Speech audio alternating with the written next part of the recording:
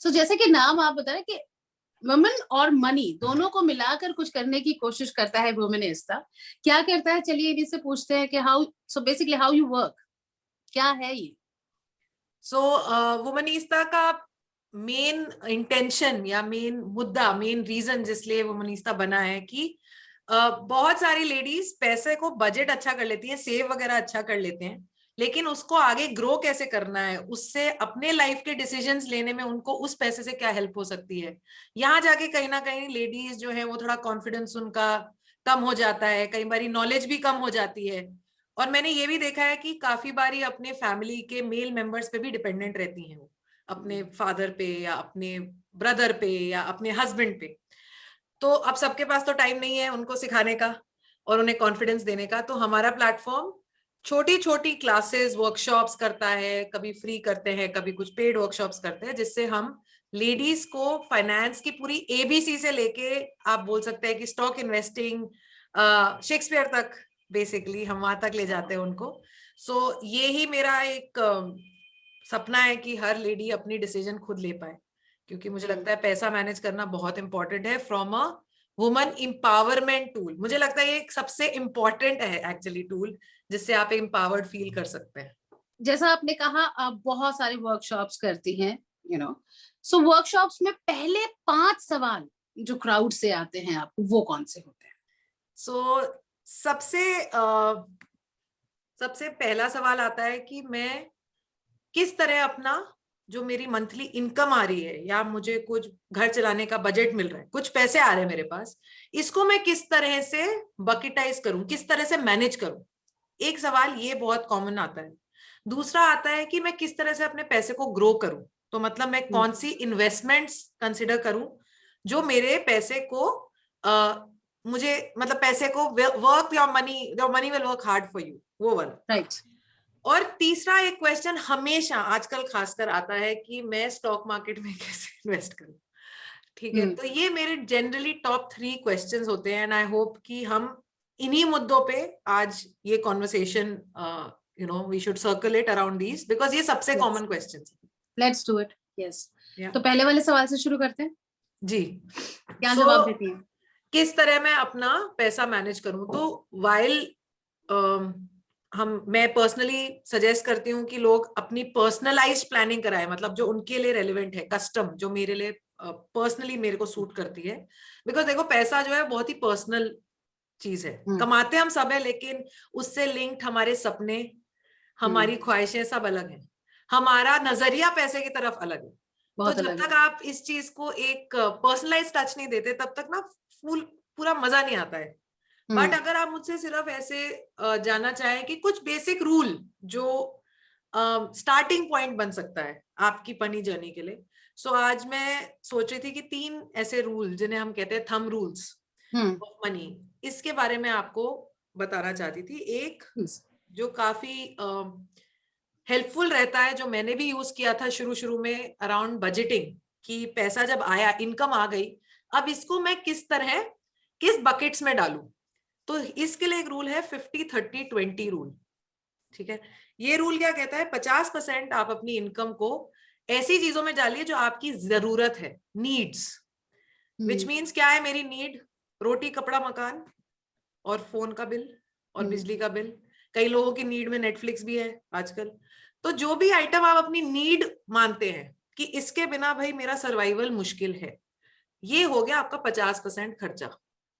ठीक है, बाकी 30% आप डाल सकते हैं अपनी जिंदगी को जीने के लिए, वांट्स, लग्जरी, जो मेरे को चीजें खुश करती हैं, जैसे शॉपिंग हो गई, या मैंने बाहर जाके कुछ खा लिया या कुछ मंगवा लिया अच्छा अपने लिए, गिफ्ट्स दे दिए अपने फैमिली मेंबर्स को, जो ऐसी चीजें जो कल को पैसे की तंगी हो तो मैं इनको कम भी कर सकती हूँ, जो काफी हम सबने किया भी है कोविड में, कि सब चीजें कंट्रोल कर ली, जब सैलरी बंद हो गई या कम हो गई तो काफी लोगों ने ये जो पार्ट है इसे कहते हैं वांट्स, ये आप रखिए 30% तक। मतलब अगर 100 रुपए की तनख्वाह है तो 50 रुपए मैंने अपनी नीड्स में डाल दिए, 30 रुपए मैंने अपनी वांट्स, अपनी एंजॉयमेंट में डाल दिए। फिर आया बचा मेरे पास 20, तो 20% की मिनिमम आप सेविंग शुरू करिए। और सेविंग का पर्पस क्या है, मतलब क्यों करनी है सेविंग? सेविंग 2 नजरिए से की जा सकती है। एक, जिसे मैं कहती हूँ कि if you save today your savings will save you tomorrow. मतलब ये आपका सिक्योरिटी का पैसा है, कल को कोई तकलीफ, दिक्कत, मुश्किल सिचुएशन में आप होते हो तो ये पैसा आपकी मदद करेगा। और दूसरा इस सेविंग का पर्पस है कि यही पैसा है जो आपको आगे ग्रो करके रिटर्न दे पाएगा। क्योंकि देखिए हम सारे पूरे जिंदगी तो काम करेंगे नहीं, कभी ना कभी तो काम रुकेगा ना, और ये जो नलका चल रहा है ये बंद हो जाएगा इनकम का। तो फिर यही सेविंग हमें आगे यूज करनी है to get our lifestyle, continue our lifestyle. तो ये 20% का एक रूल रहता है। मैं कई बार लोगों को कहती हूँ जो थोड़ा सा ज्यादा यंग होते हैं, खासकर जिनके पास अभी ज्यादा रिस्पॉन्सिबिलिटी नहीं है, फैमिली नहीं है, अभी अपने मम्मी पापा के साथ ही रहते हैं, तो मैं उन्हें जनरली कहती हूँ कि इस यंग एज में आपको ये रूल उल्टा करना चाहिए। 50% अगर आपकी जरूरत नहीं है, जरूरतें हैं, उसको खर्चो। 30% तक की सेविंग तो करना शुरू करो और 20% की अपनी वांट्स करो, क्योंकि अभी वांट्स भी छोटी हैं, अभी कोई फैमिली प्रेशर नहीं है, कोई स्टेटस सिंबल नहीं है। तो इस तरह से भी आप इस रूल को यूज कर सकते हैं। आज पैसा बढ़ाते हैं कैसे, हेल्प कीजिए जरा। तो सबसे पहले मैं वो सारी उन इन्वेस्टमेंट्स की बात नहीं करूंगी जो हमें एक फिक्स रिटर्न देती हैं। आज हम बात करेंगे उस काइंड ऑफ इन्वेस्टमेंट की जो आजकल सब काफी क्यूरियस है जानने के लिए, जिनका नाम है म्यूचुअल फंड्स या स्टॉक मार्केट। ठीक है, तो मुझे लगा आज हम म्यूचुअल फंड्स के बारे में थोड़ा सा जानते हैं। और खासकर ये सवाल बहुत आता है कि मैं म्यूचुअल फंड्स करूं या स्टॉक्स करूं। सो मुझे लगा कि आज पहले ये तो समझ लें कि स्टॉक्स है क्या और म्यूचुअल फंड क्या है क्या, फिर मैं आपको बताऊंगी किसके लिए क्या यूजफुल है। सो अगर रानी आपको ड्राइविंग नहीं आती, इमेजिन करिए आपको ड्राइविंग नहीं आती, ठीक है, और आप मुंबई से जाना चाहती हैं पुणे तक, तो आप कैसे जाएंगी मुंबई से पुणे? अभी आपको तो ड्राइविंग नहीं आती। मैं टैक्सी ले लूंगी या बस ले लूंगी, आप किसी ऐसे का सहारा लेंगी जिसको ड्राइविंग आती है, या मैं ड्राइवर रखूंगी अपनी गाड़ी का। या यस ड्राइवर रख लेंगी, है ना। यस, बेसिकली आप ऐसा ही कोई ढूंढेंगे जिसको ये काम आता है, और आप राइट उसी के साथ निकल लेंगे, है ना। राइट। अब अगर मुझे आती नहीं है इन्वेस्टिंग, मुझे किसी ने ना सिखाया स्कूल में, कॉलेज में, और मेरे को शायद टाइम भी नहीं है, मेरे पास नॉलेज भी नहीं है, मैं अपने काम में बहुत मग्न हूं, मुझे नहीं आनंद आता है, बट पैसा तो बढ़ाना है। तो अब अगर मुझे नहीं आती तो क्या मैं किसी ऐसे इंसान को अपने पैसे हैंड ओवर कर दूं जो इस मामले में एक एक्सपर्ट है, जिसकी जिंदगी का पर्पस ही है कि मैं इन्वेस्टमेंट्स मैनेज करूं। अगर आप इस व्हीकल या इस रास्ते को चूज करते हैं, इसे कहते हैं म्यूचुअल फंड।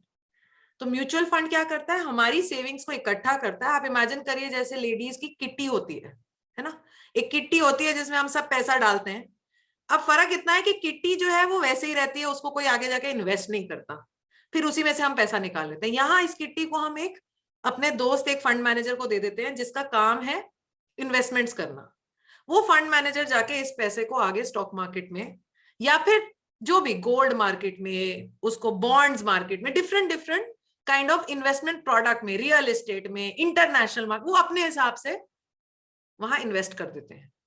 अब 2-3 सवाल यहाँ जरूरी है। क्या मुझे पता होगा ये इन्वेस्ट कहाँ करेंगे मेरे दोस्त? हाँ, आपको वो पहले एक डॉक्यूमेंट में बताएंगे कि भाई मैं इंडिया की स्टॉक मार्केट में इन्वेस्ट करने वाला हूँ, या फिर मैं जो है इंटरनेशनल यूएस मार्केट में इन्वेस्ट करने वाला हूँ। वो आपको पहले बताया जाएगा, तभी आप उस किट्टी को चूज करेंगे।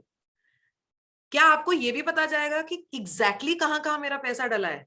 हाँ, वो भी आप देख सकते हैं म्यूचुअल फंड्स की वेबसाइट पे, वो दिखाते हैं कि कौन से स्टॉक्स खरीदे हैं। लेकिन कंट्रोल कोई नहीं है आपके पास। क्यों? क्योंकि आपको तो ड्राइविंग आती नहीं ना, आपको तो कंट्रोल चाहिए भी नहीं। करेक्ट? तो ये हो गया म्यूचुअल फंड्स, ठीक है, इन सिंपल वर्ड। इसमें बहुत सारे एंगल हैं, उसमें बहुत सारे टाइप्स है, कैटेगरीज, उसमें मैं आपको बोर नहीं करूंगी आज। बट दूसरी एंगल हो गया सिर्फ डायरेक्टली स्टॉक इन्वेस्टिंग, जो आजकल काफी लोगों का नया शौक है कि यार ये मुझे डायरेक्टली कमाना है। खासकर आईपीओ का एक ट्रेंड बना है कि पहले पहले हम आईपीओ में घुसे। अब डायरेक्टली स्टॉक खरीदने का मतलब है थोड़ा ज्यादा रिस्क, क्योंकि मुझे आता है या नहीं आता, मैं खुद जाके चूज करूंगी कौन सा स्टॉक मुझे खरीदना है, कितना खरीदना है, और कब खरीदना है, कब बेचना है। अब आप खुद सोचिए, अगर जिसको ड्राइविंग नहीं आती वो खुद गाड़ी लेके निकल जाए अगर, तो एक्सीडेंट होने के चांस बढ़ जाते हैं, राइट। सो सबसे पहला सवाल या सबसे पहला सजेशन मैं दूंगी कि अगर आप बिगिनर हैं, मतलब कभी आपने स्टॉक्स में इन्वेस्ट नहीं किया, आप सिर्फ जनरली एफडी या सेफ इन्वेस्टमेंट में रहे हैं, तो म्यूचुअल फंड सही है, एक्चुअली सही है। अगर आपके पास टाइम नहीं है, आप अपने काम में मग्न है, आपको नहीं सीखना, ना सीखने का इंटरेस्ट है, तो म्यूचुअल फंड आपके लिए सही है, ठीक है। और थर्ड, अगर आपके पास टाइम है लेकिन आपके पास अभी नॉलेज नहीं है, खबर नहीं है कुछ भी, इकोनॉमी के बारे में, बिजनेस के बारे में कुछ भी नहीं, और आप उस पर इन्वेस्ट भी नहीं कर रहे, अभी सीखने में इन्वेस्ट भी नहीं कर रहे अपने आप को, तो भी म्यूचुअल फंड सही है। क्या मैं दोनों कर सकती हूँ? हाँ, जब आप थोड़े से और टाइम नॉलेज डालेंगे तो आप दोनों रख सकते हैं, आप म्यूचुअल फंड भी कर सकते हैं, स्टॉक्स भी कर सकते हैं। सो आई होप इससे हमें कॉन्सेप्ट क्लियर हो गया, एंड किसके लिए कौन सा प्रोडक्ट है वो, मतलब वो वर्ड में ही है म्यूचुअल, मतलब आप और आपके साथ मिलकर, जिसे ये बात पता है, वो आपके फंड्स को हैंडल कर रहे हैं। बिल्कुल। तो जब तक पूरे 100% श्योर ना हो या आप महारथी ना बने, तब तक जैसा इन्होंने कहा कि म्यूचुअल फंड्स एक सेफ इन्वेस्टमेंट रहेगा आपके लिए। 92.7